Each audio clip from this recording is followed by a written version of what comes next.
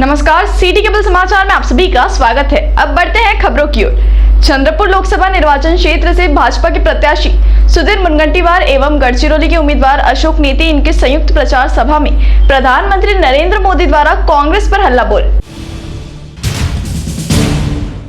प्रधानमंत्री नरेंद्र मोदी ने चंद्रपुर में आयोजित चुनावी प्रचार सभा में कांग्रेस पर हमला बोला। उन्होंने कहा कि पिछले 50 वर्षों की सत्ता में कांग्रेस ने देश के सामने केवल समस्याओं का पहाड़ खड़ा किया है और पिछले 10 वर्षों में मोदी सरकार ने इनमें से प्रत्येक समस्याओं का स्थायी समाधान निकालकर देश को विश्व में प्रतिष्ठा दिलाई है। प्रधानमंत्री नरेंद्र मोदी ने आज महाराष्ट्र के चंद्रपुर में अपनी पहली जनसभा को संबोधित किया। प्रधानमंत्री मोदी ने अपने भाषण की शुरुआत मराठी में कर माता महाकाली को नमन करते हुए कहा कि चंद्रपूरकरांनो माझा नमस्कार। माता महाकालीच्या पावन भूमीत शक्तीला नमन करतो। भारत रत्न डॉक्टर बाबासाहेब आंबेडकर यांना वंदन करतो। चंद्रपूरकरांना माझा नमस्कार। मोदी ने कहा कि देश में गर्मी का पारा बढ़ रहा है, साथ ही सियासी पारा भी बढ़ रहा है। आपके जोश, उत्साह, जज्बे में कोई कमी नहीं है। इस बार चंद्रपुर ने मन बना लिया है कि फिर एक बार मोदी सरकार। राम मंदिर, संसद भवन में चंद्रपुर की लकड़ी का उपयोग हुआ है। आप सभी को बधाई देता हूं। चंद्रपुर लोकसभा क्षेत्र में भाजपा उम्मीदवार सुधीर मुनगंटीवार और गढ़चिरौली के उम्मीदवार अशोक नेते की संयुक्त प्रचार सभा में महाराष्ट्र में प्रचार का बिगुल फूका। इस समय मंच पर मुख्यमंत्री एकनाथ शिंदे, उप मुख्यमंत्री देवेंद्र फडणवीस, केंद्रीय मंत्री रामदास अठावले, राष्ट्रीय पिछड़ा वर्ग आयोग के अध्यक्ष हंसराज अहीर, चंद्रपुर लोकसभा के उम्मीदवार सुधीर मुनगंटीवार, गढ़चिरौली के उम्मीदवार अशोक नेते, विधायक किशोर जोरगेवार, विधायक बंटी भांगड़िया, विधायक संजीव रेड्डी बोधकुलवार, विधायक देवराव होली, भाजपा चंद्रपुर ग्रामीण जिला अध्यक्ष हरीश शर्मा, यवतमाल के जिला अध्यक्ष तरेंद्र बोर्डे, साथ ही अन्य नेताओं की उपस्थिति थी। इस समय प्रधानमंत्री ने दावा किया कि चंद्रपुर की यह भव्य सभा इस जीत का प्रमाण है। साथ ही पिछले 10 वर्षों में किए गए विकास कार्यों और जन कल्याणकारी योजनाओं की जानकारी दी। इस समय महाराष्ट्र के मुख्यमंत्री एकनाथ शिंदे, उप मुख्यमंत्री देवेंद्र फडणवीस एवं चंद्रपुर लोकसभा निर्वाचन क्षेत्र के उम्मीदवार सुधीर मुनगंटीवार ने भी उपस्थित जन समुदाय को संबोधित किया। अपन सर्वजन गरीबों के मसीहा, विश्व गौरव, देश नायक, युग पुरुष प्रधान सेवक नरेंद्र मोदीजींचं भाषण ऐकायला इथं उपस्थित आहात। अरे जिसने भारत की बंजर भूमि में उम्मीद की नदियां खोदी है, सुन लो कांग्रेस वालों, उनका ही नाम मोदी है। मी मान्य मोदीजींना धन्यवाद देतो की महाराष्ट्राच्या या भूमीमध्ये पहिल्यांदा माननीय मुख्यमंत्री मान्य देवेंद्रजीच्या नेतृत्वात ही महाराष्ट्राच्या वाघाच्या भूमीत, दीक्षा भूमीमध्ये ही पहिली सभा होणार आहे। खरं तर मी आपल्याला या लोकसभा क्षेत्राचा महायुतीचा उमेदवार म्हणून विनंती करणार आहे। माझ्या वतीने व गडचिरोली लोकसभेचे आमचे अतिशय संयमी उमेदवार अशोक नेतेजीच्या वतीने विनंती करणार आहे की चंद्रपूर, वनी, आर्णी, गडचिरोली लोकसभेत आपण काँग्रेसचं पंचर चाक विकासाच्या गाडीला लावू नका। आएंगे तो मोदी ही। अरे या देशातला कोणत्याही राजकीय पक्षाचा नेता असू द्या, कोणत्याही राजकीय पक्षाचा कार्यकर्ता असू द्या, आपल्या सर्वांना माहिती आहे काँग्रेस वाल्यांची ही नार्को टेस्ट केली तर तोही म्हणतो प्रधानमंत्री तो मोदी ही होंगे, अब की बार 400 पार हे काँग्रेस वाले ही म्हणताय। या चंद्रपूर पासून आर्णी पर्यंतचा प्रत्येक गरीब माणूस आपल्या घामाचा 1 रुपया देऊन डिपॉझिट भरला आहे. हे दारू दुकानातून कमवलेले पैसे नाही की डिपॉझिट जप्त करायला तुम्ही निघाले आहे. अरे मुदई लाख बुरा चाहे तो क्या होता है, वही होता है जो मंजूरे जनता को होता है. तुम क्या, राहुल गांधी भी आके वार्ड में पदयात्रा करेगा तो जनता का डिपॉजिट कभी जप्त नहीं कर सकता. खोटं बोलण्यामध्ये तर यांचा हात कोणी पकडत नाही. काय खोटं बोलतात.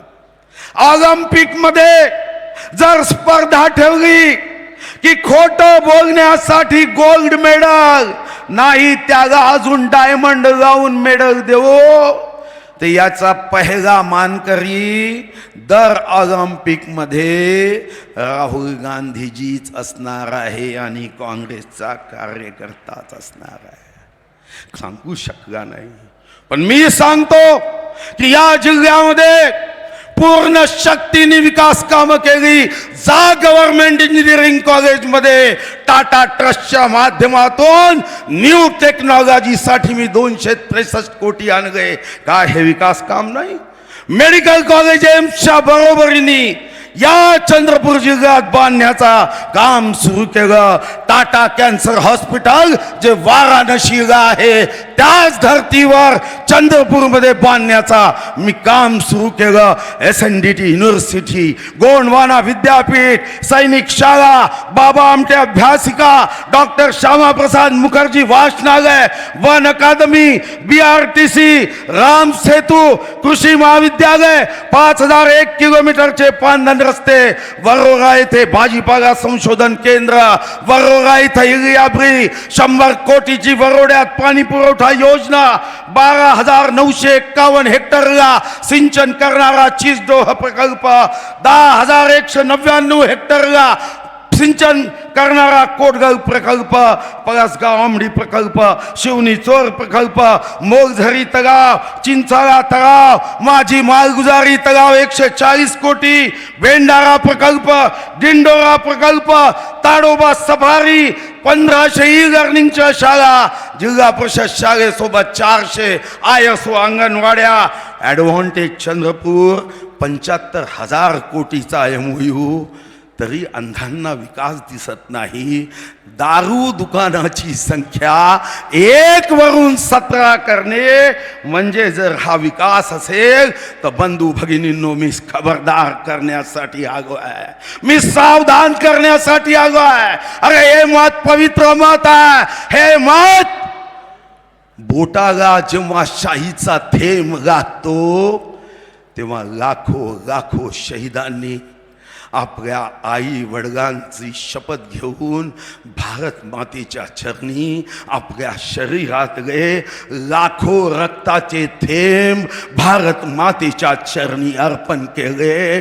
तेव्हा हा बोटाला शाईचा थेंब लागतो. हा देशासाठी मतदान करण्यासाठी खर्च करा. हा देशीसाठी मतदान होता कामा नये. मतदान देशासाठी झालं पाहिजे.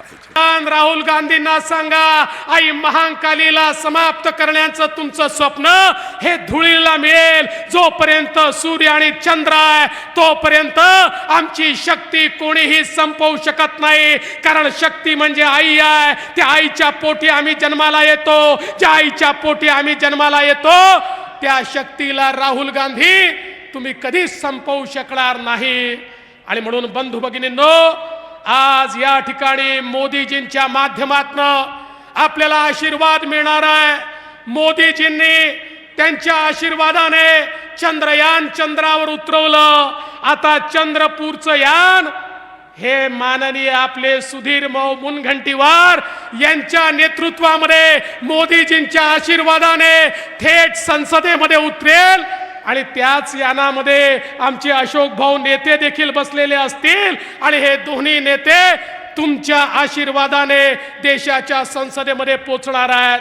आपल्याला कल्पना आहे, सुधीर भाऊंनी या ठिकाणी आमदार म्हणून, मंत्री म्हणून चंद्रपूरचा पूर्ण कायापालट केला आहे.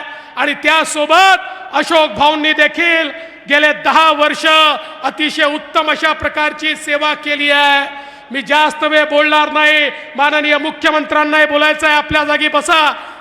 मोदी साहेब इकडेच येणार आहेत, काळजी करू नका, त्यांचं हेलिकॉप्टर इकडेच येणार आहे.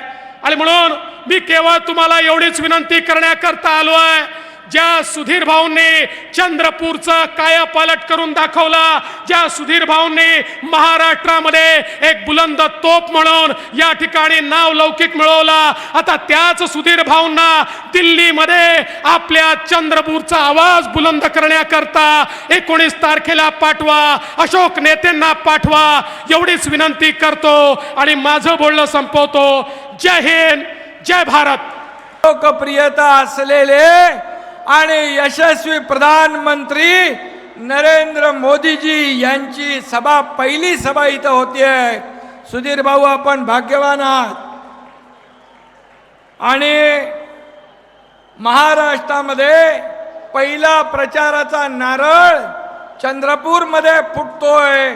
हा केवळ योगायोग नाही, तर ही विजयाची आपली नांदी आहे. आणि म्हणून मी सुधीर भाऊंना शुभेच्छा देतो.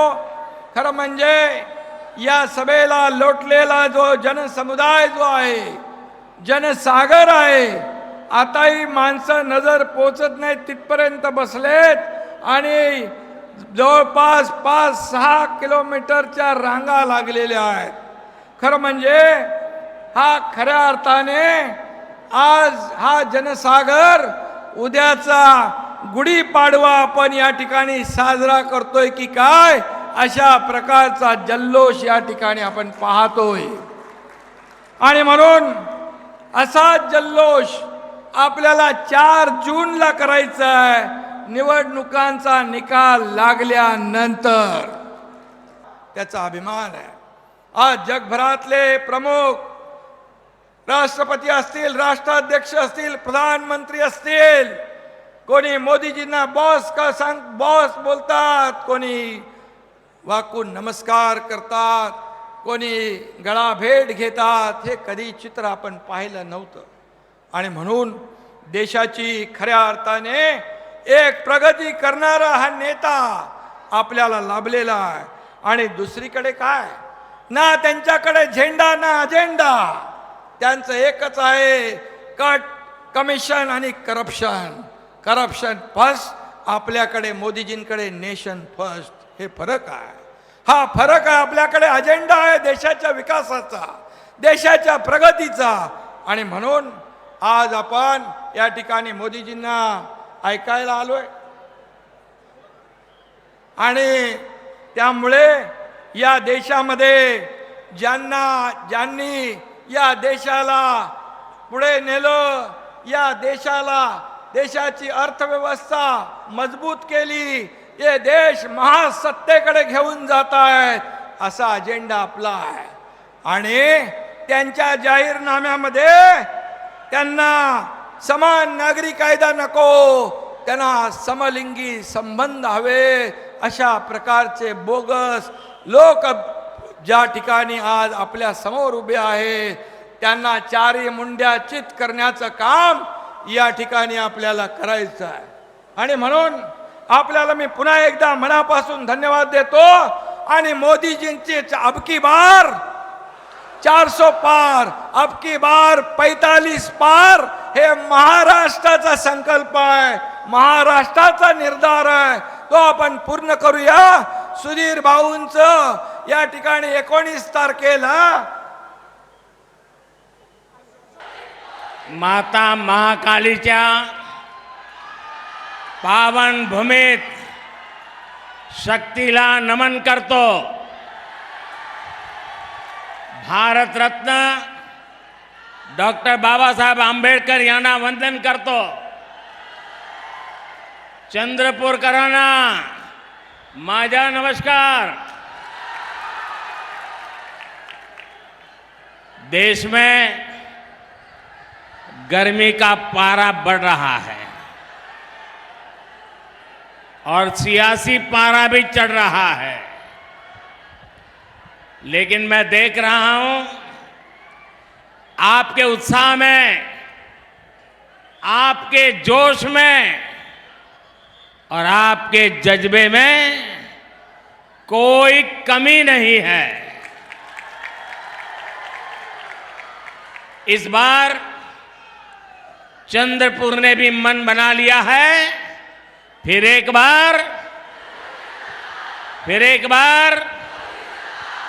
बार और चंद्रपुर से इतना सारा स्नेह मिलना मेरे लिए और भी विशेष है। ये चंद्रपुरी है जिसने अयोध्या में भव्य राम मंदिर निर्माण के लिए लकड़ी भेजी। नए भारत की प्रतीक संसद की नई इमारत में भी चंद्रपुर की ही लकड़ी लगी हुई है। चंद्रपुर की ख्याति पूरे देश में पहुंची है। मैं चंद्रपुर के लोगों को बहुत बहुत बधाई देता हूं। कल से नववर्ष और नवरात्रि का पावन पर्व भी शुरू हो रहा है। सभी देशवासियों को इन पर्वों की हार्दिक शुभकामनाएं। समस्त बंधू भगिनींना गुढी पाडव्याच्या आणि नूतन वर्षाच्या हार्दिक शुभेच्छा। हमने देश की बड़ी बड़ी समस्याओं का स्थायी इलाज किया है। आज महाराष्ट्र ही नहीं बल्कि पूरे देश में नक्सलवाद कमजोर पड़ गया है। जो गढ़चिरौली नक्सली हिंसा के लिए जाना जाता था, अब उसकी चर्चा विकास और स्टील कंपनी के लिए हो रही है।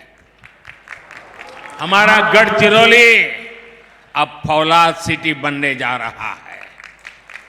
भाइयों बहनों, हमारे यहां मराठी में एक कहावत होती है, कडू कारले तुपात तळले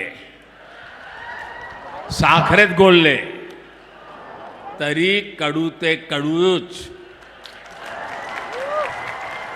यानी कड़वे करेले को घी में तले या शक्कर में घोले, वो फिर भी कड़वा का ही कड़वा ही रहता है। ये कहावत कांग्रेस पर सटीक लागू होती है कि नहीं होती है? होती है। वो सुधर ही नहीं सकते, वो कभी नहीं बदल सकते। अपनी करतूतों के कारण आज कांग्रेस पार्टी देश के भीतर जन समर्थन खो चुकी है। इसलिए अब कांग्रेस खुलकर बांटो और राज करो के खेल पर उतर आई है। कांग्रेस ने अपना जो घोषणा पत्र निकाला है उसमें भी मुस्लिम लीग की भाषा लिखी गई है। क्या ये आपको मंजूर है? ये देश स्वीकार करेगा?